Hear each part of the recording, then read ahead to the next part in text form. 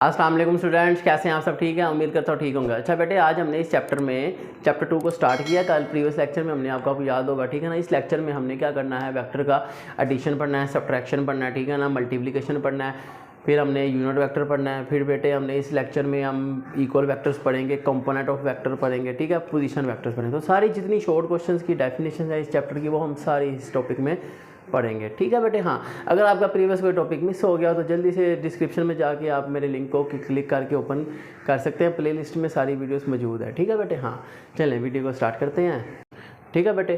तो topic name is vector addition. जी, तो बेटे आप वेक्टर्स को ऐड कैसे करेंगे? तो बेटे आपको याद होगा, vector can be added using head to tail rule, ठीक है बेटे। हेड टू टेल रूल आप यूज़ करके क्या करते हैं, वेक्टर्स को ऐड करते हैं, ठीक है। अब वो कैसे, आपको पता है, टेक अ वेक्टर ए, एक वेक्टर ए ले लेते हैं आप, ठीक है ना। और आप क्या कहते हैं, फिर take another vector B, take another vector B, एक और वेक्टर आप लेते हैं। आप क्या करते हैं, आप उनको क्या करते हैं, मिला देते हैं। इस तरह की ये जो वेक्टर ए है, इसके हेड के साथ वेक्टर बी की टेल को आप मिला देते हैं, ठीक है। तो कोइंसाइड करते हैं ना वेक्टर बी की टेल को वेक्टर ए के हेड से, इसे आप बोलते हैं head to tail rule and so on, ठीक है ना। Next vector and next vector, इसे हम कहते हैं बेटे वेक्टर एडिशन। अब बेटे इसी तरह नेक्स्ट आ जाता है हमारे पास रिजल्टेंट वेक्टर। रिजल्टेंट वेक्टर क्या है बेटे? ठीक है, रिजल्टेंट वेक्टर यही है कि ऐसा वेक्टर जो सम ऑफ ऑल वेक्टर हो, ठीक है ना। जैसे ये देखें, अगर ये वेक्टर ए, ये वेक्टर बी है, अगर मैंने पहले वेक्टर की टेल को लास्ट वेक्टर के हेड से कोइंसाइड कर दिया, इसे हम बोलेंगे बेटे resultant vector, which is equal to sum of all vectors that can be added using head to tail rule. आप हेड टू टेल रूल से जितने मर्जी वेक्टर को ऐड करें, ठीक है बेटे। आप 2 करें, 3 करें, 4 करें, 5 करें, जितने मर्जी वेक्टर्स को ऐड करें, वो उनके अगर पहले का टेल और आखिरी का हेड आपस में मिलाएंगे, उसे बोलेंगे resultant vector. Tail of first vector with the head of last vector, tail of first vector with head of last vector, जिसको हमने यहाँ पे बी कंसीडर किया हुआ है, वो जितने मर्जी आप वेक्टर ले सकते हैं, ठीक है ना बेटे। हाँ, तो ये था हमारा रिजल्टेंट वेक्टर, ठीक है। हाँ, डेफिनेशन के साथ डायग्राम मस्ट करनी है ड्रॉ, ओके। नेक्स्ट चलते हैं। नेक्स्ट जो हमारे पास है वो है बेटे जी इसी तरह है वेक्टर की सब्ट्रैक्शन, वेक्टर सब्ट्रैक्शन। आप सब्ट्रैक्शन भी बेटे इसी तरह होती है जैसे आपने एडिशन किया है बेटे, ठीक है ना। जैसे आप ये देखें, ये वेक्टर ए, ये वेक्टर बी, आपने अब इनको क्या किया, कोइंसाइड किया, हेड टू टेल रूल से ऐड किया। अगर आपने क्या करना है, ये इनका रिजल्टेंट आया हमारे पास आर ए प्लस जी, तो हमारे पास आया ये आर ए प्लस बी। तो अगर आप इस बी की डायरेक्शन को अगर आप चेंज करें, ये देखें आपने डायरेक्शन को रिवर्स किया है, तो it will become minus B, ठीक है। हाँ, now resultant will what will be the resultant, जो ए माइनस बी, ठीक है बेटे। आपने इस बी की जस्ट डायरेक्शन को चेंज किया, तो वो क्या हो गया, प्लस की जगह माइनस हो गया, ठीक है बेटे। तो ये वेक्टर सब्ट्रैक्शन है, जिसको आप लिखते हैं ऐसे ही कि आपने ए प्लस करना है इस माइनस बी को, जो कि आपके पास ए माइनस बी ही आएगा, ठीक है बेटे। हाँ, तो इस तरह वेक्टर को सब्ट्रैक्शन करते हैं। जो इसी तरह नेक्स्ट है बेटे हमारे पास वेक्टर की मल्टीप्लिकेशन। मल्टीप्लिकेशन करनी है आपने वेक्टर्स की, ठीक है। हाँ, वेक्टर को मल्टीप्लाई करना है, जैसे सिंपल सी बात है, वेक्टर एक वेक्टर क्वांटिटी है, मल्टीप्लाई किससे करना है, स्केलर से। Multiply by any scalar value, multiply by scalar means के एक वेक्टर है ना एन ए, अब एन क्या है, 1 2 3 सो ऑन। ये 1 2 3 क्या है, स्केलर क्वांटिटी है, ठीक है ना। जैसे ये देखें, आपके पास ये वेक्टर ए है, अब आपने करना है 2a, 2 से मल्टीप्लाई करना है, तो इसका ये मैग्नीट्यूड डबल हो गया। 3a करना है, तो यही का मैग्नीट्यूड हमारा 3 टाइम हो जाएगा, 3a, ठीक है बेटे। तो इस तरह हमारा ये क्या हो रहा है, वेक्टर की मल्टीप्लिकेशन हो रही है बाय सम स्केलर, ठीक है। हाँ, चले नेक्स्ट देखते हैं बेटे। नेक्स्ट आ जाता है बेटे हमारे पास यूनिट वेक्टर। यूनिट वेक्टर क्या है?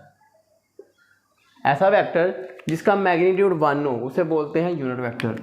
A vector whose magnitude is 1 is called unit vector. ठीक है बेटे। फिर बेटे इसका सिंबल होता है एक, ठीक है ना। हाँ, ये इसकी डेफिनेशन हो गई। फिर इसका सिंबल है कि वेक्टर को रिप्रेजेंट करते हैं उसके ऊपर हैट लगा के। इसे क्या बोलना है आपने? हैट। This is hat. ठीक है बेटे। हाँ, फिर इसका एक फार्मूला है। फार्मूले में आपने वेक्टर के यूनिट वेक्टर को रिप्रेजेंट करते हैं वेक्टर ओवर वेक्टर मैग्नीट्यूड।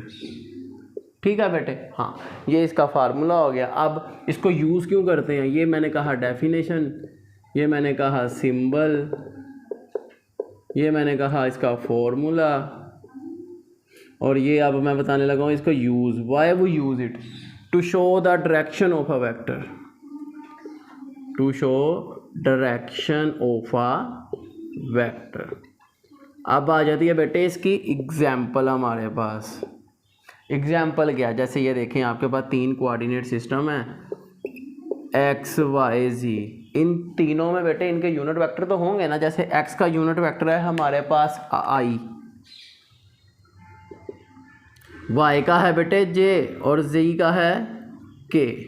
ठीक है। हाँ, तो इस तरह हमने एक यूनिट वेक्टर को एक्सप्लेन किया। ये इंपॉर्टेंट शॉर्ट क्वेश्चन है, आपको सारी चीज़ें पता हो, इसकी डेफिनेशन, फार्मूला, यूनिट, एग्जाम्पल और रिप्रेजेंटेशन। ठीक है बेटे। हाँ, इसी तरह नेक्स्ट हमारे पास आ जाता है जी, नेक्स्ट है बेटे नल वेक्टर। जैसे आपको मैंने बताया यूनिट वेक्टर जिसका मैग्नीट्यूड 1 हो, यूनिट वेक्टर। ऐसा वेक्टर जिसका मैग्नीट्यूड 0 हो उसे नल वेक्टर बोलेंगे। A vector whose magnitude is 0 उसे हम बोलेंगे नल वेक्टर। मीन्स के जैसे ये देखें a प्लस ये इसका एक्सप्रेशन है, ये नल वेक्टर का। ठीक है बेटे। हाँ, इसी तरह नेक्स्ट है हमारे पास नल वेक्टर के बाद आता है कंपोनेंट ऑफ अ वेक्टर।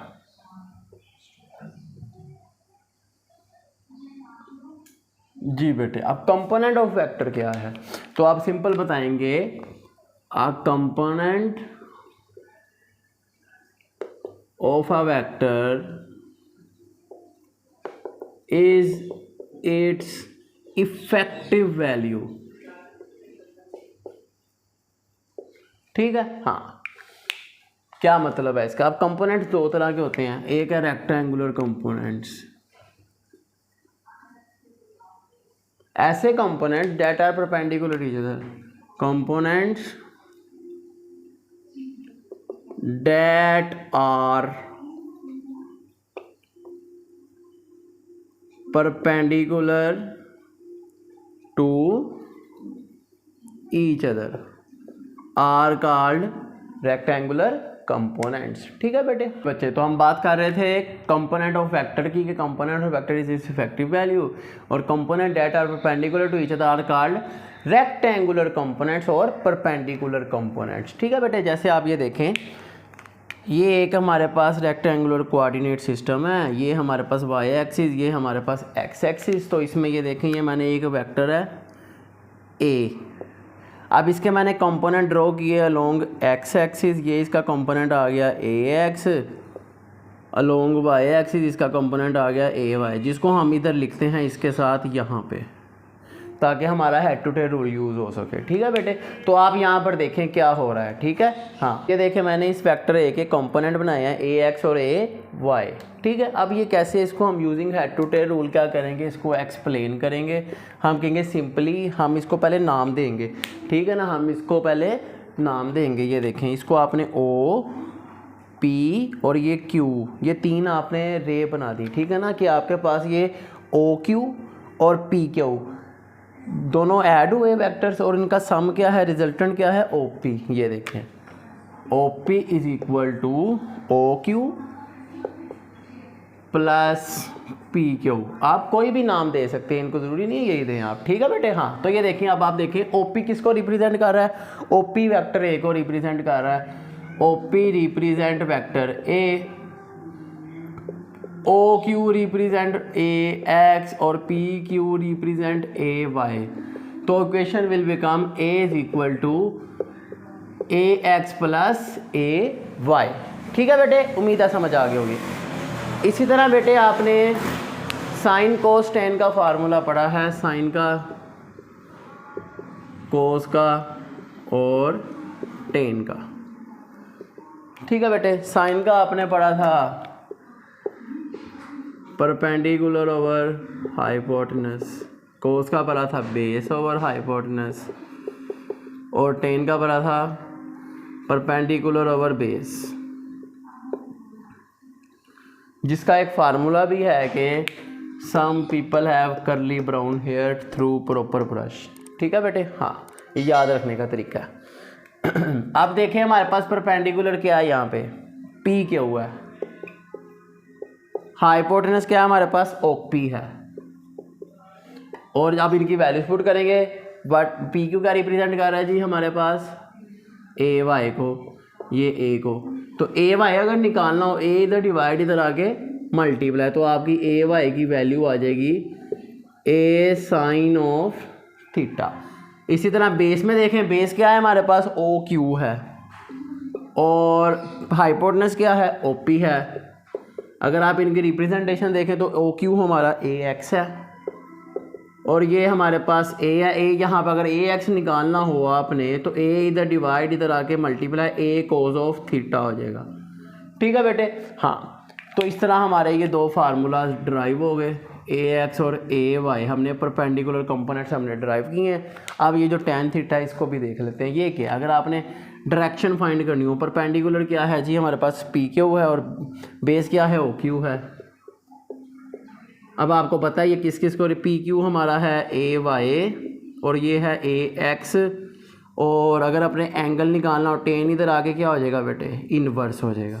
ठीक है बेटे, तो इस तरह एक ये हमारे पास डायरेक्शन का फार्मूला भी आ गया। ठीक है बेटे, हाँ ये परपेंडिकुलर कंपोनेंट्स, हॉरिजॉन्टल और वर्टिकल, ये हॉरिजॉन्टल ये वर्टिकल, और ये हमारे पास डायरेक्शन बोलते हैं, इसे एंगल भी बोलते हैं। ठीक है बेटे, हाँ और इसी तरह एक और फार्मूला है जिसे हम पाइथागोरस थ्योरम के थ्रू सोल्व करेंगे यूजिंग पाइथागोरस थ्योरम।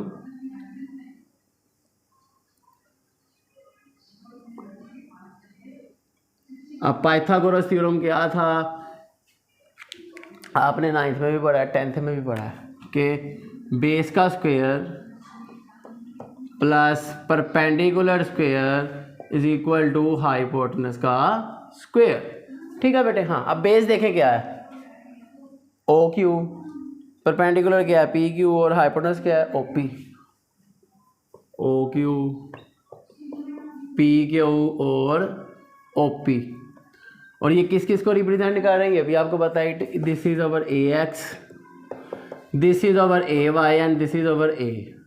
तो अब आपने स्क्वायर खत्म करना है, रूट लेंगे, taking square root both side, तो ये A X square plus A Y square और ये ए एज इट इज़, तो ये हमारा किसका फार्मूला आ गया, मैग्नीट्यूड का। ठीक है बेटे, this is the formula of magnitude. ठीक है बेटे, हाँ तो ये जी बेटे। तो इसी तरह नेक्स्ट है हमारे पास position vector.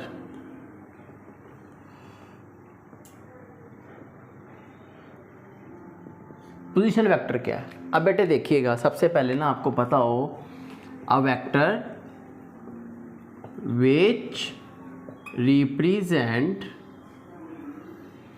the location of an object of a vector, ठीक है ना, with respect to some reference point, ठीक है ना, called origin। तो डायरेक्ट भी आप लिख सकते हैं with respect to origin। इसका क्या मतलब है, ये देखिए आपके पास एक ये सिस्टम है एक्स वाई का, अब इसमें एक ये पॉइंट पी है, ठीक है।